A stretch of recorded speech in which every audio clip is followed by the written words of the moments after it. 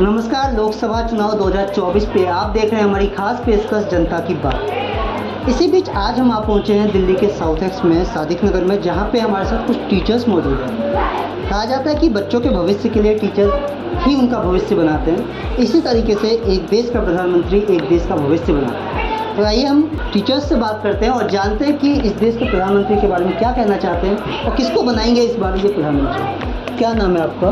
Sir मेरा नाम दिशा है। इस बार के प्रधानमंत्री के रूप में किसको चुनना चाहिए? सर मैं तो नरेंद्र मोदी को ही अपना वोट दूंगी। क्यों नरेंद्र मोदी क्यों? और राहुल गांधी भी हैं, सपा भी है, दूसरी पार्टी है, नरेंद्र मोदी क्यों?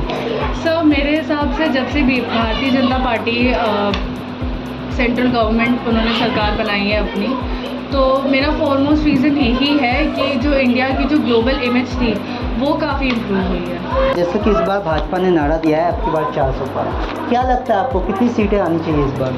सर इस बार मैं थोड़ा बहुत न्यूज़ फॉलो किया था, तो जहाँ तक पहला तो वोटिंग ही मतदान ही कम हो रहे हैं, तो वोट कि 400 पार का तो मैं कुछ कह नहीं सकती। बाकी हाँ, बीजेपी के चांसेस हैं। आपका क्या नाम है और इस बार किसको वोट दे रही हैं? जी मैं इस बार नरेंद्र मोदी जी को वोट दूंगी। कौन सा ऐसा मुद्दा है जिसके ऊपर आप मोदी जी को वोट दे रही हैं? सर उन्होंने डेवलपमेंट बहुत अच्छी की है, तो मुझे लगता है कि उन्हें ही बनना चाहिए प्राइम मिनिस्टर। आपका क्या नाम है और मेरा नाम आशीष राणा है। किसको वोट दे रहे हैं इस बार? बीजेपी को ही जाएगा वोट, तो मोदी को ही जाएगा।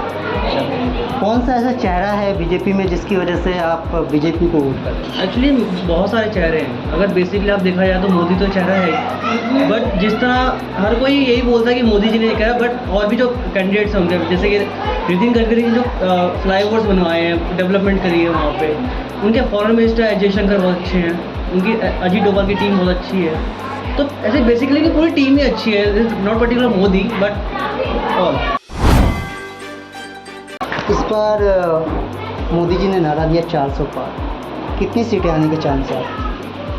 जहाँ तक मैं सोच पा रहा हूँ तो अगर भारतीय सही ढंग से वोट करे तो 400 नहीं, ये 500 पार जाएगी सीट। अगर भारतीयों ने सही ढंग से अगर समझ बूझ करके अपने विचार को ध्यान में सारे मुद्दों पर अगर ध्यान केंद्रित करके देंगे तो 400 नहीं 500 पार जाना चाहिए। एक प्रधानमंत्री देश का भविष्य बनाता है, उसको आगे लेके जाता है। क्या लगता है मोदी जी वो कैपेबिलिटी रखते हैं कि वो देश के भविष्य को आगे ले जा सकते हैं? पिछले 10 वर्षों के अनुभव से ऐसा हमें महसूस होता है कि प्रधानमंत्री केवल एक व्यक्ति विशेष के बारे में नहीं, एक पार्टी विशेष के बारे में नहीं सोचते हैं। वो देश के पिछड़े से पिछड़े जो व्यक्ति है, जो आज तक से हमारी सरकारें जिसको छू नहीं पाई थी, छू नहीं पाने का अर्थ होता है जैसे नॉर्थ ईस्ट आप देखते हैं, नॉर्थ ईस्ट में असम है, मणिपुर है, आपने देखा होगा मणिपुर में काफ़ी हिंसा हुई। उसकी वास्तविक वजह अगर आप जानना चाहें तो आपको पता चला है कि वजह कोई भी चीज़ नहीं है, केवल वहाँ के जो रीजनल लोग हैं, जो रीजनल पार्टियाँ हैं, वो केवल उस बात को इन्फ्लुएंस कर रहे थे जिसमें इन्फिल्ट्रेशन था, बाहर से लोग आए हुए थे उसके लिए। तो जिसको कि बहुत सक्सेसफुली इन्होंने कंट्रोल किया, जैसा वो फंडिंग थी जहाँ पे जैसा था, अगर हमारी सेना ने सूझबूझ नहीं दिखाया होता तो वो प्रभाव पूरे देश में पड़ता, और पूरे देश में पड़ने के वो मणिपुर को लेकर के हमारे पूरे देश की जनता जल रही होती। ऐसे भी आप मुद्दे देखेंगे जैसे कि कोरोना काल है, कोरोना काल में हर पढ़ा लिखा व्यक्ति ने समझा कि हमारे प्रधानमंत्री और प्रधानमंत्री के द्वारा जो सरकार चल रही है, उस सरकार का जो अप्रोच था वो काफ़ी पॉजिटिव अप्रोच था। लोगों ने कई तरह से, सभी तरह अपनी अपनी बातें करते हैं, सबका अपना अपना विचार है, लेकिन आप हर पढ़े लिखे व्यक्ति समझोगे जो विश्व को समझता है, जो शिक्षा को समझ रहा, जो परिस्थितियों को समझ रहा है, तो वो ये समझ रहा है कि प्रधानमंत्री बहुत ही अच्छा कार्य कर रहे हैं। एक व्यक्तिगत तौर पे ही नहीं, तो देश के रूप में भी वो बहुत अच्छा काम कर रहे हैं। जैसे हमारे जैसे भी लोगों ने बोला कि भाई बाहर में जो पॉजिटिव छवि ऐसे नहीं हो जाती कि आप पैसे देकर नहीं छवि बना सकते। बाहर में छवि बनती है तो वो लोग आपको देख रहे होते हैं, आपके परफॉर्मेंस को देख रहे होते हैं। जब परफॉर्मेंस आपकी पॉजिटिव आती है, जैसे देखोगे आप अमेरिका का, कहने को तो टॉप है, रशिया को कहते हैं कि सेकंड पावरफुल कंट्री है। क्या सेकंड पावरफुल कंट्री है? जब अपने यूक्रेन जो उसका देश है, छोटा सा देश है, उसको 2 साल से वो हरा नहीं पा रहा है, तो किस बात का पावरफुल है?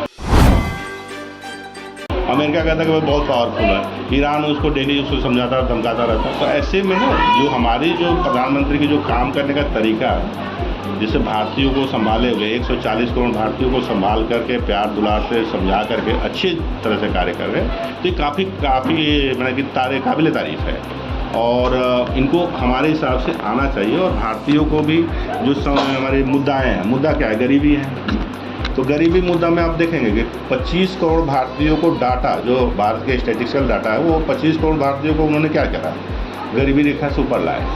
तो गरीबी हटाओ तो सारे लोग बोलते हैं, लेकिन वास्तव में एक डाटा के थ्रू देखा जाए तो 25 करोड़ भारतीय तब लाया जा बाहर जब कोरोना काल चल रहा था, उस समय पहुँच गया।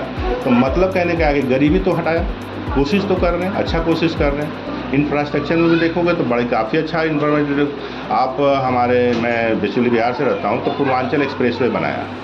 तो एक सपना था लोगों का कि हम बिहार और यूपी के लोग सोचते थे कि हम जल्दी से घर पहुँच जाएँ, अगर ट्रेन ना हो तो जल्दी से जाए। तो ट्रेनें चली, वंदे भारत चली। आप देखो कि हर छोटे छोटे शहरों में क्या कहते हैं उसको, एयरपोर्ट बन गए, तो लोग कनेक्टेड हो रहे हैं एक दूसरे से। आप देखो 5G 2G।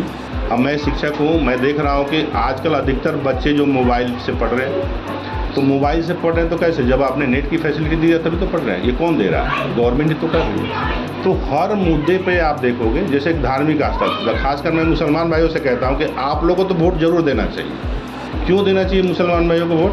क्योंकि आप देखते थे कि माइनॉरिटीज़ के नाम पे दंगा फसाद हो जाएगा सर। अब राम मंदिर अगर मुद्दा हल हो गया तो आप राइट से बच गए। आपके दो चार लोग उनके किसी की तो जान जाती थी ना, तो कॉमन लोग की ही जान जाती है। तो उनको तो बढ़ चढ़ के मोदी जी को ही जिताना चाहिए कि भाई आपके राज्य में दंगा फसाद नहीं हो रहा, आप भी एक सुरक्षित हो। हर व्यक्ति गाँव घर का सुरक्षित होगा। घर मिल रहे हैं सबको, तो घर मिल रहे हैं तो क्या केवल बातों से लोग कहते हैं कि जुमले नहीं, जो वास्तविकता में जाओ, ग्राउंड पर में जाओ, तो आप देखोगे घर कितने लोगों को मिल रहा है। करोड़ों लोगों को घर मिला है। एक एस्टिमेशन डाटा का है, मैं एग्जैक्टली सही नहीं हो सकता, लेकिन 2 करोड़ लोगों को घर मिला हुआ है। तो 2 करोड़ को, भारत के 140 करोड़ में गरीबों को 2 करोड़ लोगों को घर मिल जाने बहुत बड़ी बात है। तो हमारे हिसाब से जो ओवरऑल परफॉर्मेंस आप देखें, एक आस्था थी 500 वर्षों से कि राम मंदिर नहीं बना, वो एक समस्या बनी हुई थी देश की, उस समस्या का समाधान हो गया आपका। कैसे समाधान हुआ तो सबने देखा है, लेकिन एक समस्या का समाधान हो गया। अब कोई ये नहीं बोलता है कि ये राम मंदिर की वजह से झगड़ा हो जाएगा या दंगा फसाद हो जाएगा। किसी के दिल में, भारतीयों में डर नहीं है इस बात को लेकर के राम मंदिर का मुद्दे पर हो जाएगा। आपने देखा धारा 370 हट गई। लोग कहते थे कि हमारा तिरंगा उठाने वाला कोई नहीं होगा, वहाँ के बड़े बड़े लीडर ऐसा बात बोलते थे, लेकिन धारा 370 भी हट गई। एक खून का टुकड़ा भी जो है कि बाहर नहीं आया। तो कहने का क्या है कि ओवरऑल जो है ये सरकार वर्तमान में, और मैं सारे भारतीयों से भी बोलूँगा, खुद तो करूँगा ही, कि आप ऐसी सरकारों को ही चुने जो देश की भला कर सके, जो आपका भला कर सके। नहीं तो बाहर देखो 2G घोटाला, 3G घोटाला, कई तरह के घोटाले आया करते थे। लेकिन इस बार प्रधानमंत्री के ऊपर एक व्यक्ति भी, चाहे देश का कोई भी हो, दुश्मन भी नहीं बोलता कि इसने घोटाला किया। तो ये बहुत बड़ी बात है। तो ऐसी अगर सरकार आपके फेवर में काम करती है, जनता के फेवर में काम करती है, अब रिजल्ट उसका दिख रहा है, लोगों पे आ रहा है, इंफ्रास्ट्रक्चर डेवलपमेंट हो रहा, तो ओबियस सी बात है। मैं तो कहूँगा कि सारे बातों को सोचना चाहिए, और 400 नहीं 500 पार जाना चाहिए कार्यों को देख करके, और सभी को देना चाहिए। एक नारा दिया है इंडिया अलायंस ने कि मोदी हटाओ देश बचाओ, क्या कहना चाहती हैं आप? क्या मोदी हटना चाहिए? मोदी बिल्कुल नहीं हटना चाहिए। क्यों? मोदी का ऐसा कौन सा काम है जो आप सोचते? मोदी जी के रहते हुए हम भारत को विश्व रैंकिंग में आगे और अच्छा बेहतर देख सकते हैं। अब मोदी जी के आगे तो कोई कॉम्पिटिटर हमें दिखता नहीं है कि भारत को आगे लेके जा कितनी पाए। सीटें आ सकती हैं? 400 पार श्योर। 400। हाँ 400। तो क्या नाम है और कितनी सीटें लग रही इस बार में? सर मेरा खुशबू नाम है। किसको वोट देंगे? सर वैसे मेरा पॉलिटिक्स में कोई खास इंटरेस्ट नहीं है, बट हाँ कि यही है कि एज अ एजुकेटेड सिटीज़न एक देखना चाहिए पहले तो कौन वर्क कैसे कर रहा है, तो उसके बेसिस पर चुना जाना चाहिए। और अभी ऐसे बहुत सारी चीज़ें हैं, तो मैं अपना वोट क्लोज़ नहीं, मतलब ओपन नहीं करूँगी, क्लोज ही है वो मुझे देना है, वो मैं उसको दूँगी on my education basis, and I am not supporting any party और एनीथिंग। तो देखा आपने कि ये हमारे साथ कुछ टीचर्स मौजूद थे अभी साउथ एक्स के। कैमरामैन रानी यादव के साथ मैं देवेंद्र झा, जनता।